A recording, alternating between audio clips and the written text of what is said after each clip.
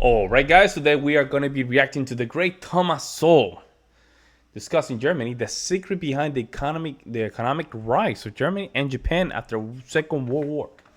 Great guy. Love Thomas Sowell, one of the best libertarian economists, American icon. We're going to react to a little bit of this, guys. Help me out and get to that 10,000 subscribers, guys. Let's jump in and see what's going on. Dr. Thomas Sowell, please like, share, and subscribe. It helps to reach more people.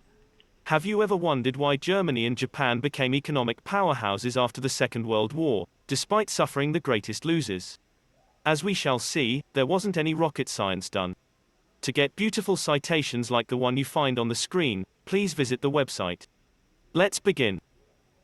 Yeah. Now, you mentioned in your book that perhaps the best example of the relevance of human capital is the rebuilding of Japan and Germany after the war, right? Yes.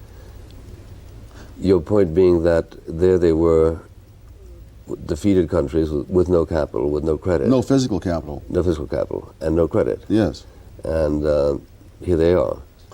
That's right. Well, John Stewart. You know what's this is crazy? Thomas Sowell, young Thomas Sowell looks like James Bray. not a new thing, although we talk about the German Yeah, right? He miracle looks like James Bray. and the Japanese miracle. John Stuart Mill in the middle of the 19th century pointed out that countries do often have almost miraculous recoveries from devastations of war. He argued that the physical capital is going to wear out anyway, and it's going to have to be replaced anyway. And what really matters is, do they have the human capital to replace the physical capital? Conversely, you may have all sorts of transfer programs in which vast amounts of physical capital change hands, either because of foreign aid programs or because of confiscations, nationalizations of foreign enterprises, and so forth. And yet, if the people who acquire this capital don't have the human capital to maintain it and reproduce it, it's only a matter of time before it begins to rust, to wear out, need spare parts, etc. And you've had a one-shot confiscation, but it really hasn't done anything in the long run. Wow. Is there kind of a natural entropy that whittles away at human capital, or are you satisfied that it can be self-generating, as for instance seems to be in Switzerland, doesn't it?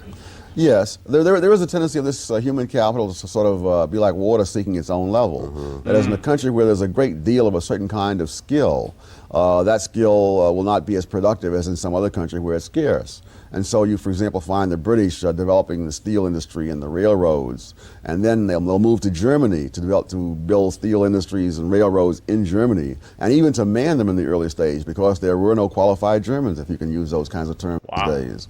But then at some point, the Germans began to do this for themselves, and then they began to move into Latin America, and much of the... And there we go, guys. And we discussed this multiple times. Every time the Germans move to different countries or different areas, they bring those skills with them. We saw it in Africa. We have seen it even in Brazil, Mexico, Paraguay, even a bunch of the United States, Russia, Ukraine. Whenever they move, wherever they move, somehow they bring those traits with them, especially with farm and engineering. They happen, so I don't know what it is. They just move to these places and you bring those great skills. It's incredible. And you know what's crazy? And I hope Germans can listen to me. Just listen to me for a second. You guys have no idea how much some people here in the Western Hemisphere really appreciate your contribution to the world. Especially, I'm a classical musician, so I just go with that. Classical music, man, there's nothing better to listen to nice 19th century German music. Even if you want to go a little bit post-romanticism, a little bit late romanticism, go through a little bit of almost 20th century music when the harmony gets very heavy, open, very open voicings and stuff like that. Man, that's my favorite, right? But we can go back even to the beginning of the 17th century. You guys have no idea, man. Your contribution to the base of European classical music, it's insane, guys. I'm not even, guys, I'm not even mentioning the great composers. I'm just going surface level. Now we're going to the military. Now we can go to the engineering. Now we're going to go to a lot of things, right? Like the things that you guys have really contributed to society. I'm not here to just... I'm here reacting to this video from this perspective. Now, I'm not saying that if there's something wrong from Germany, I will speak about it. In my opinion, right? I can always be wrong in the future. But from that perspective alone, I'm always curious to know how in the hell Germany managed to just bounce back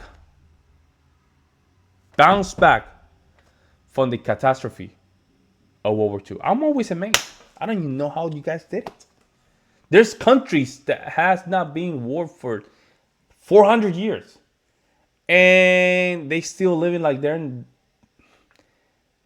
still in sticks and rocks, man. It's crazy. I don't know. Industrialization of the southern part of Brazil is in fact by Germans, not by Portuguese. Yeah, and there you much go. of the industrialization of Russia was by people who were not Russian. They were Germans, they were Germans, English, yeah. they were Jews, they were all sorts of other groups, almost anything other than Russian. Japan is another example where once they were exposed to the Western technology, they bounced. seized upon it and then sort of took the ball and ran with it themselves. There are other cases where the stuff comes in and it sits there and the people around them don't seize upon it. And again, these are areas where I would like to know the answers, but at this point, I'm happy just to be able to ask the questions because those questions have been ignored. Thank you for watching this video And to the end. Thomas Sowell, such an American icon. Love his stuff. Love his work. My grandpa's Mexican, and he always told me that if all Mexicans and Germans trade places, Germany will soon look like Mexico, and Mexico will look like Germany. He was so right. Look at Israel. Einstein was right. The secret of success is imagination plus hard work plus knowing when to keep your mind shut. Yep. Seems that there's an envy of Dr. Sowell's intellect which surpasses many because he has facts and figures to back up his statement. I admire this man tremendously. He's an oracle. Yep. Study Dr. Sowell basic economy and apply economics over and over again. Then move on to the other university textbooks. Your life will change so dramatically you will barely catch up. A strong coffee plus this equal the perfect breakfast. A plus, yeah, it's a good way to just wake up in the morning just to listen to some truth, right? Just to listen to some truth. The great Dr. Sowell, he woke me up. He woke me up to a lot of things, man. And of course, his works are not perfect, but from the perspective of American culture, which is a little bit kind of difficult to just, I don't know how to explain, but the American culture is something that is so hard to get through because you have two facets.